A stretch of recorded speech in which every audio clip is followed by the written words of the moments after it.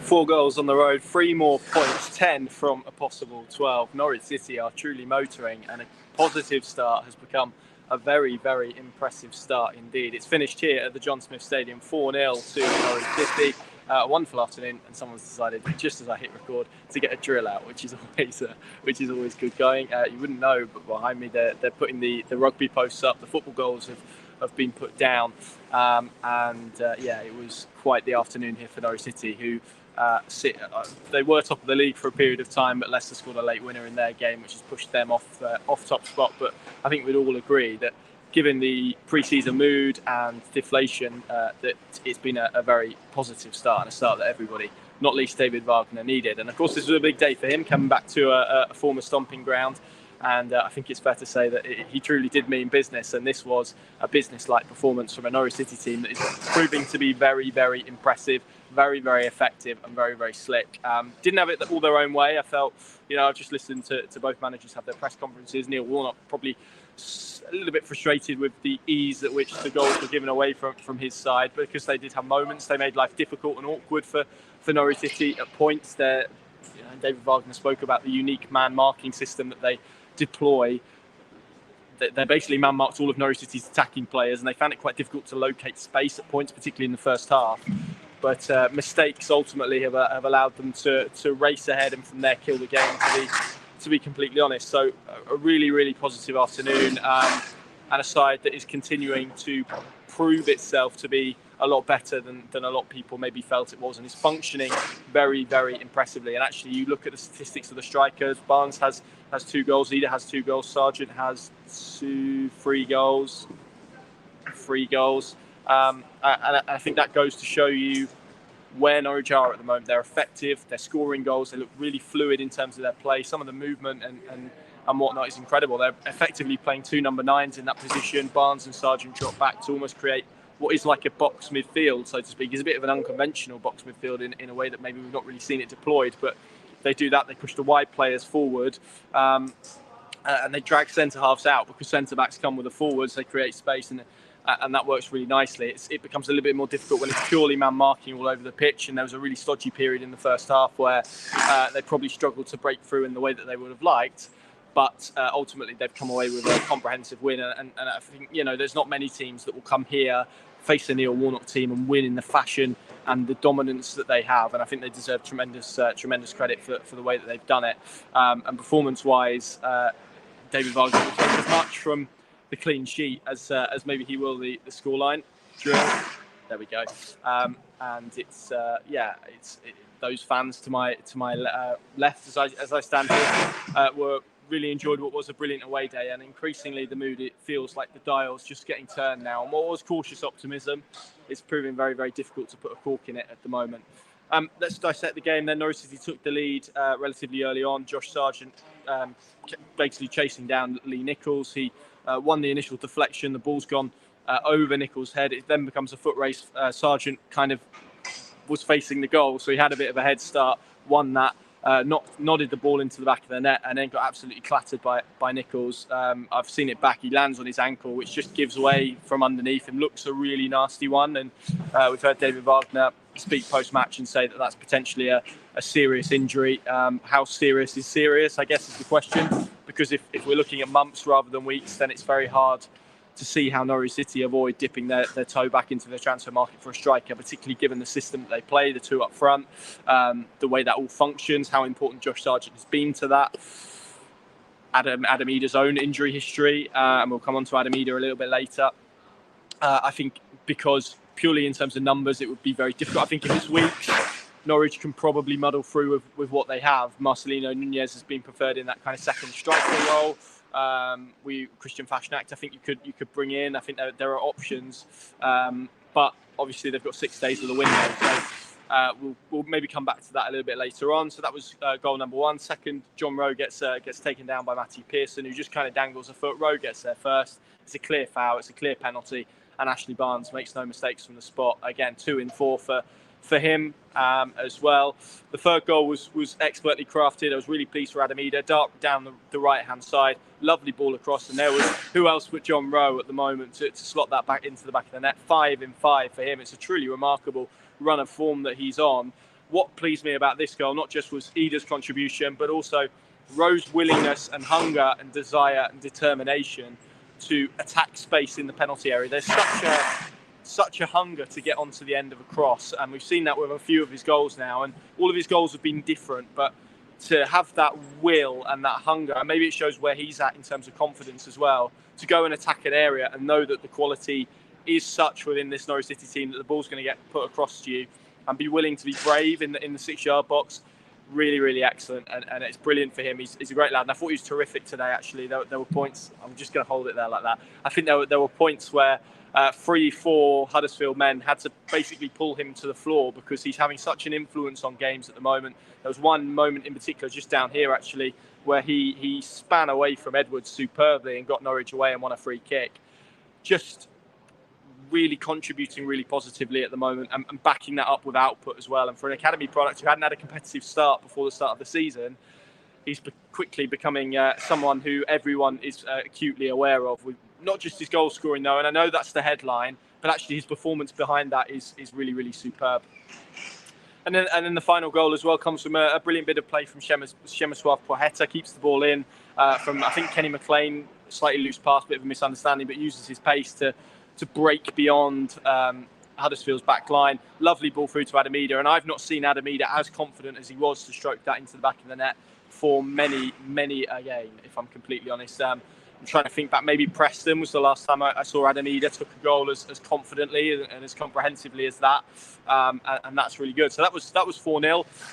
Credit as well, because I thought Norwich had to do some really good defending at points. Shane Duffy was excellent, head on a stick at times, and it's funny watching it because a ball goes into the box, there's an opportunity on the edge. Shane Duffy seems to be the man who's there, be it with a header, be it with a clearance, and I think it's easy to look at that and maybe feel that it's luck, but actually it's really, really clever defensive positioning, intelligence, reading of the game, and he is someone who's really added something in, obviously, Grant Hanley's absence. Grant Hanley previously was very, very good at that. Shane Duffy has offered that.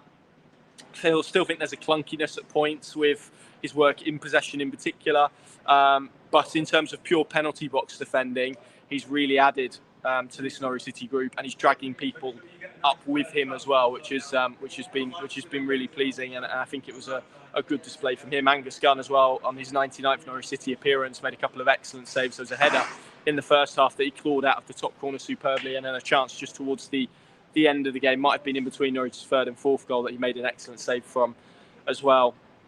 So defensively, this felt quite big. I think everyone heard Norwich City's frustration last weekend that they weren't able to get a clean sheet.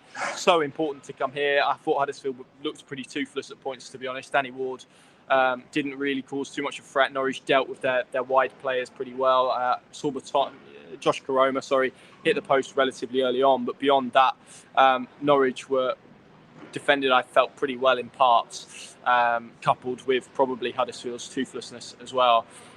And there was a bit of a stodgy spell towards the back end of the first half where Norwich lost Sarge and Idah came on, and they had to face a real aerial bombardment. And maybe it's a testament to this side, because actually you saw them dig in, you saw them kind of coach each other and coax each other through it, and set those standards, and they were able to kind of get in the trenches for a little bit and do the dogged stuff that maybe you'd hope to see with this Norwich City side, and the players that they have in it as well. And to ride out a period like that at a place like this, where if Huddersfield would have got a goal at 2-0, with the crowd behind them, with the way they play, they would have put everything on top of Norwich City, and the game becomes then very curious and very difficult. And actually, the management of that period enabled them to then come out for the second half, slip it into a higher gear, score a goal, 3-0, game's dead at that point, and it becomes very difficult then for Huddersfield to muster up a response. And that, again, is a testament to how this team is kind of coaching itself through games and managing games, and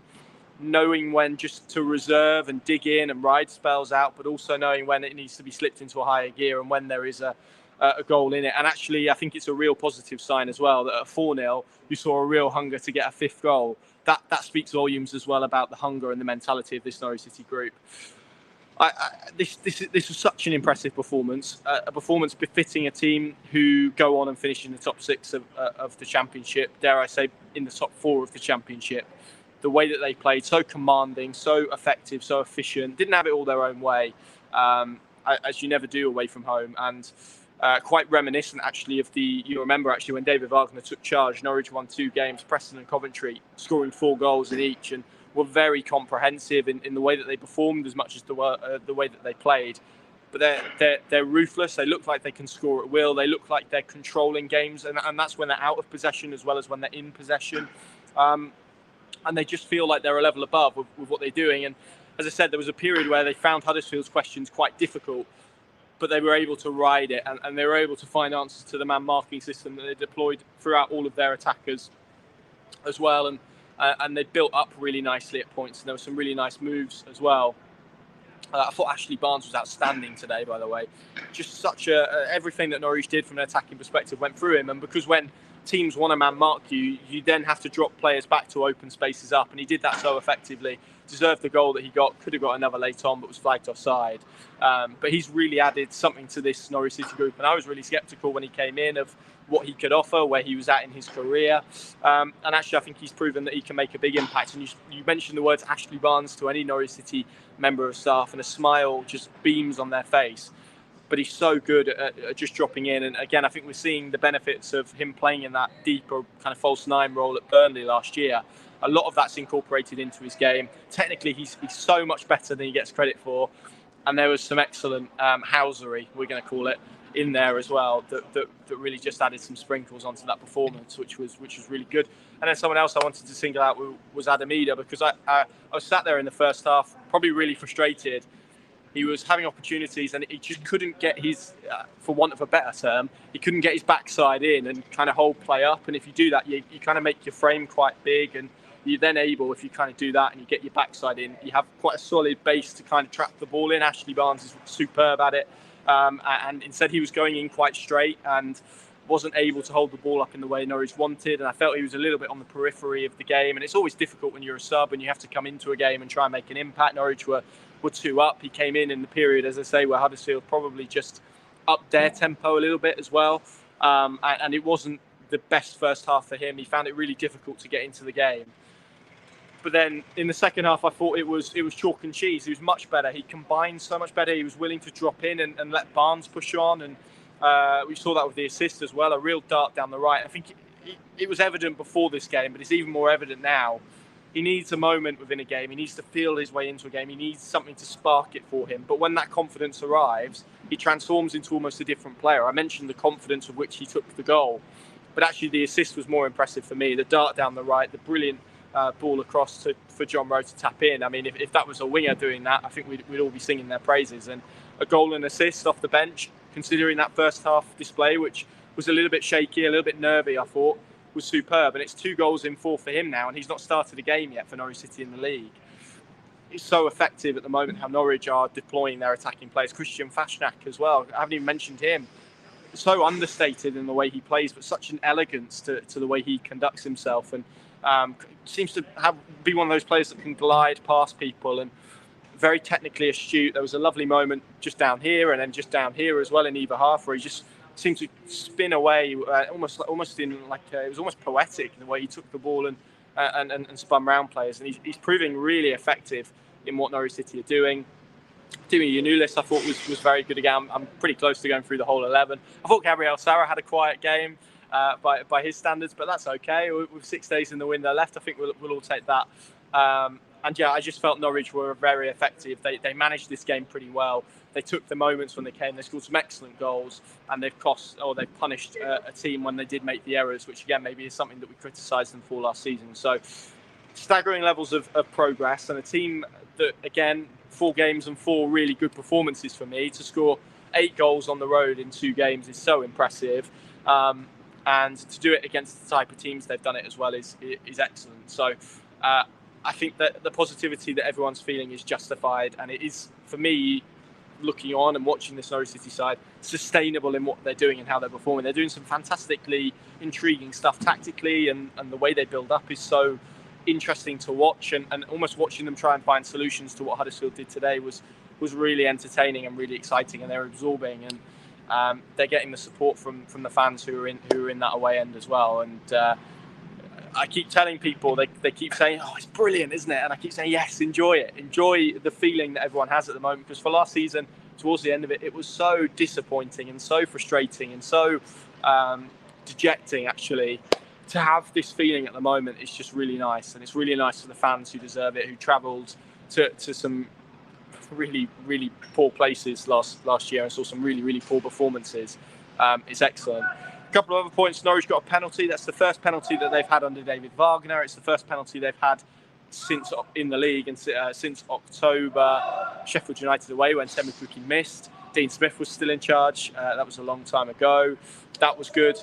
And one thing else I wanted to highlight as well, this is only Norwich have only lost 3 games away from home under David Wagner since he took charge. It's a pretty staggering record, isn't it? And you feel like the way they're geared to play, the way they want to hurt teams in transition, they do play like an away team a lot of the time. So probably not a surprise, that record. I think the defeats came to West Brom when it was all unravelling anyway, Middlesbrough, and there's one more in there that I'm sure someone will point out to me. But no, it's gone. But yes, we leave Yorkshire smiling. It's obviously the start of a really interesting week for Norwich City. They head to Bristol City in the Cup on Tuesday. Then we're back in this part of the world next week for Rotherham. So plenty of intrigue. And as Gary Crosby has said, 13 goals so far and no Temu Pukki. And they are being spread around. And that, for me, is the key to success in the Championship. Thank you very much for watching. Enjoy your Saturday evening. I'm sure you will. From Yorkshire, from the wonderful John Smith Stadium. We'll see you again very, very soon. Cheers.